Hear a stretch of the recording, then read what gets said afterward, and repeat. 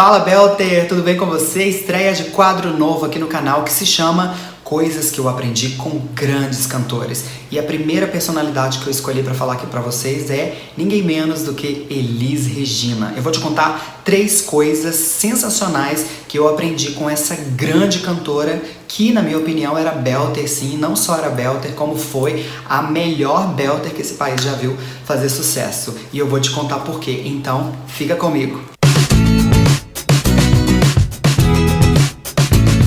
Fala Belter, tudo bem com você? Eu sou o Beto Soroli, seu vocal coach na internet. Este é o Revolução Vocal, o canal mais Belter do YouTube. E estreia de quadro novo, Coisas que eu aprendi com grandes cantores. Hoje, o primeiro vídeo dessa série, eu vou falar da Elis Regina e vou te contar 3 coisas sensacionais que eu aprendi com a Elis Regina. A terceira você não vai acreditar.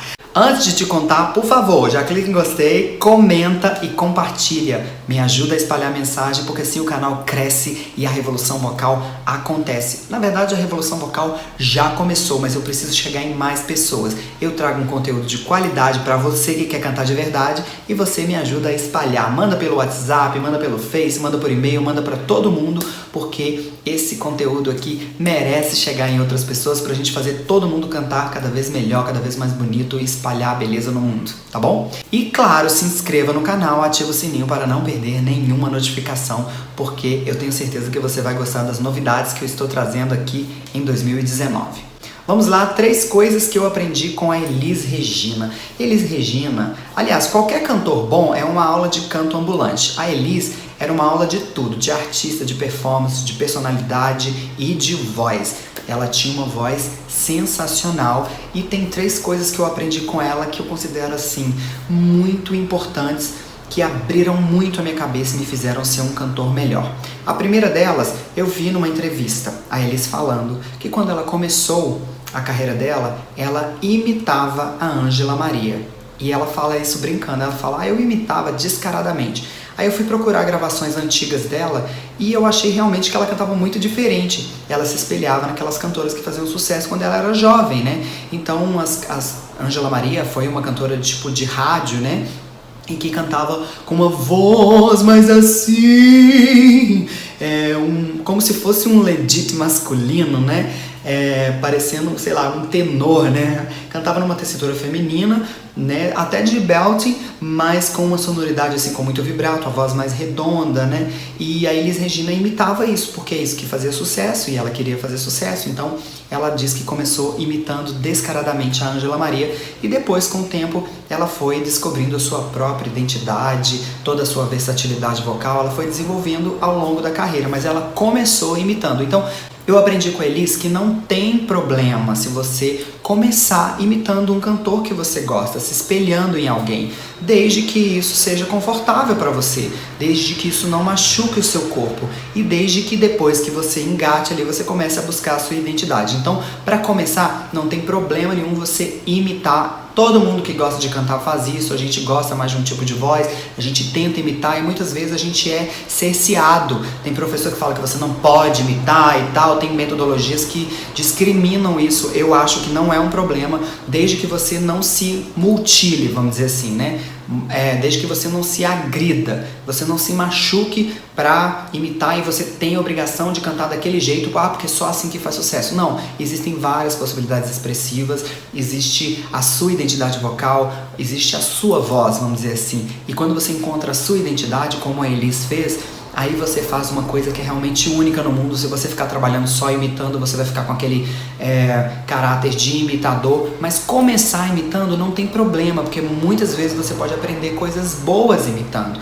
Então, eu utilizo na minha metodologia análise de vozes, né, famosas, para que a gente entenda o ajuste que aquele cantor está fazendo. Então eu ensino o aluno a entender a fisiologia da voz, a entender como a voz funciona, a entender como a sua voz funciona e a observar para saber qual ajuste aquele cantor está fazendo para você experimentar na sua voz e para você ver se serve. Então imitar não é um problema, imitar conscientemente eu acho inclusive que é muito bom e buscar a sua identidade também é legal, mas não é proibido imitar, muito antes, pelo contrário, aprendi isso com Elis Regina, que foi simplesmente uma das maiores cantoras que esse país já viu.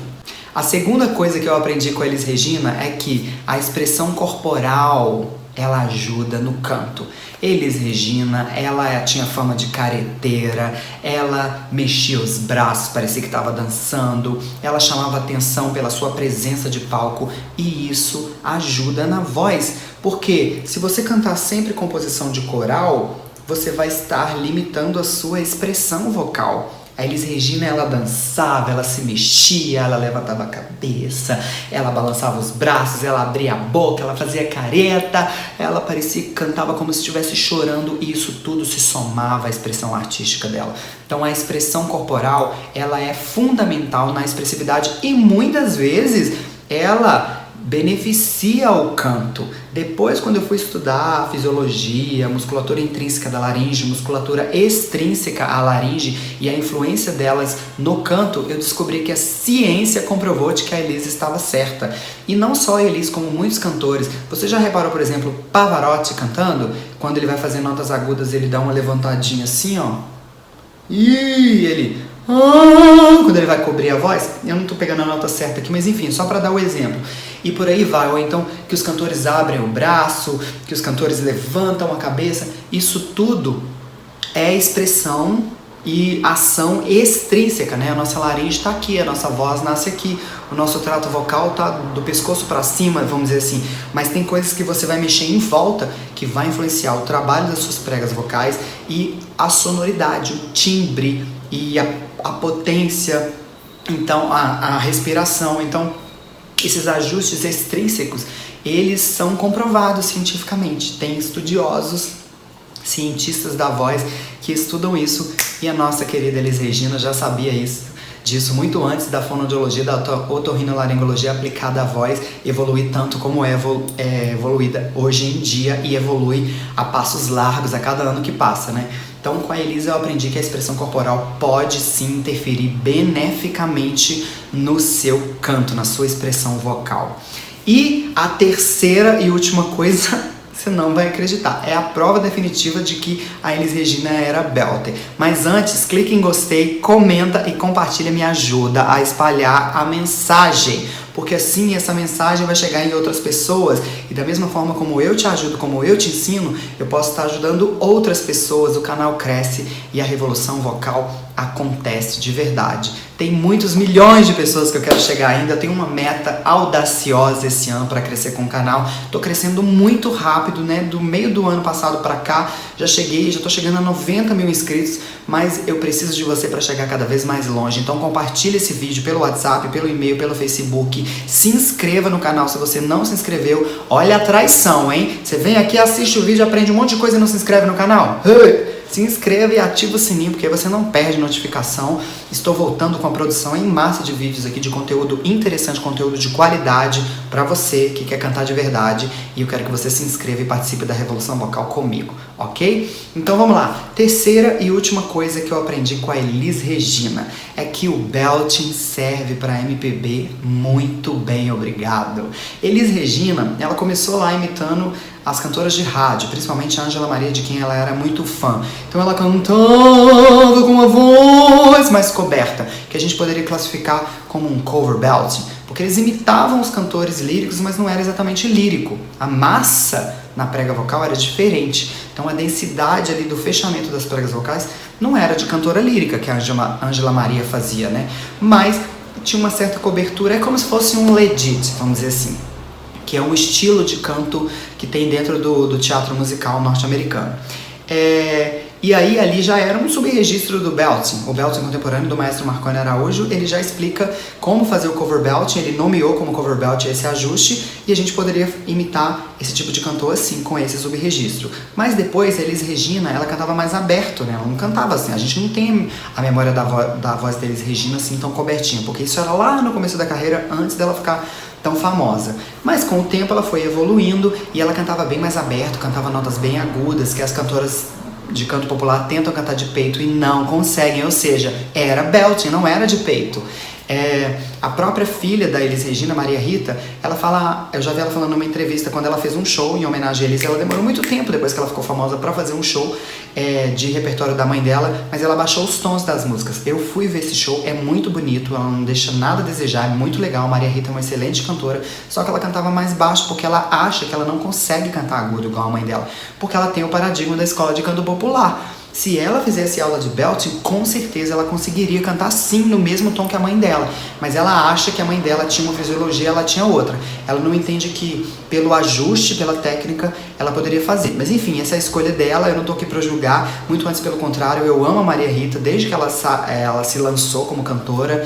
Eu tenho o disco dela aqui na minha casa, eu fui a show dela, eu acho lindo. Mas eu acho que ela conseguiria cantar sim, no mesmo tom que a mãe dela, se ela aprendesse a fazer os ajustes. Como ela não aprendeu, ela fica ali cantando naquela região de conforto do limite atual dela.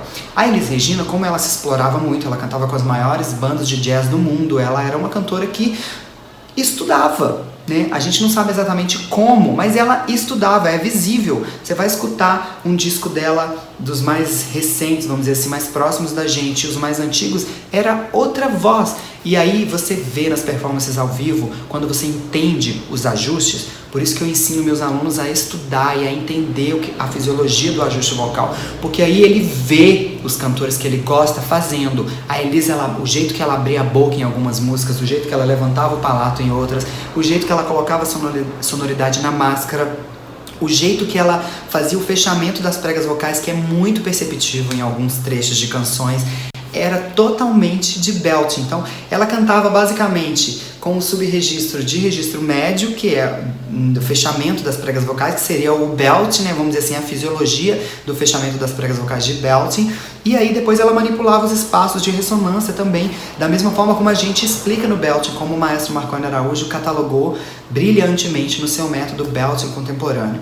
Então a Elis Regina, ela sorria, a gente via a gengiva dela, né, porque a gengiva dela era proeminente. Então isso aí é um sinal de que tá abrindo a boca de um jeito ali dentro, que tá usando uma ressonância de cavidade oral. A sonoridade nasal brilhante que tinha em algumas músicas, como Alô Alô Marciano, por exemplo, é uma sonoridade catalogada pelo belting contemporâneo, seria um twang oral e nasal, né? Quando ela faz um ajuste de meia cobertura, ampliando a orofaringe, como por exemplo em Como Nossos Pais, ou Bêbado e Equilibrista, e por aí vai. Elis Regina, ela era totalmente belter, e o belting totalmente utilizado na MPB. A maior expoente de música MPB, né, música popular brasileira. Ela era uma cantora muito expressiva, ela cantava diferente de bossa nova, por exemplo, que é um canto mais contido. Se for comparar a Elis com Nara Leão, por exemplo, a Elis cantava com muito mais voz, vamos dizer assim, né? Mas era uma coisa teatral, né? O belting, ele nasceu dentro do teatro musical. Por que o belting passou a ser útil para o teatro musical? Porque ele era estético, ele contava a dramaturgia da música. Quando você escuta um cantor utilizando belting, ele canta numa tessitura e com timbre que expressa uma emoção muito grande. E a Elis era isso. Ela não era uma cantora que expressava emoções contidas, ela expressava emoções muito grandes, teatrais. Então totalmente belting também, essa característica estética do jeito que a Elis Regina cantava. Então, essas são as 3 coisas que eu aprendi com a Elis. Recapitulando, primeira, imitar alguém no início não tem nenhum problema. Se você fizer isso de forma consciente, pode ser muito benéfico, pode ser uma fonte de aprendizado inesgotável para você. Segunda, a expressão corporal pode influenciar beneficamente a sua técnica vocal. E terceiro, o belting serve para MPB sim, porque a Elis Regina foi a maior belter que esse país conheceu, mesmo ela nem sabendo o significado dessa palavra, né? Ok? Então é isso aí, espero que você tenha gostado. Clique em gostei, comenta, compartilha, me ajuda a espalhar a mensagem e se inscreva no canal, porque a revolução vocal já começou. Meu Deus, como eu falei rápido. Um beijo. Ai, gente, eu amo a Elis. Eu amo a Elis, eu tenho que fazer mais vídeos sobre ela. Eu escolhi ela exatamente porque eu me sinto em débito com a figura dela, assim, com tanto que ela foi genial e que a gente pode aprender com ela. Não é só uma cantora boa de ouvir, é uma cantora boa de ver e de aprender com ela também.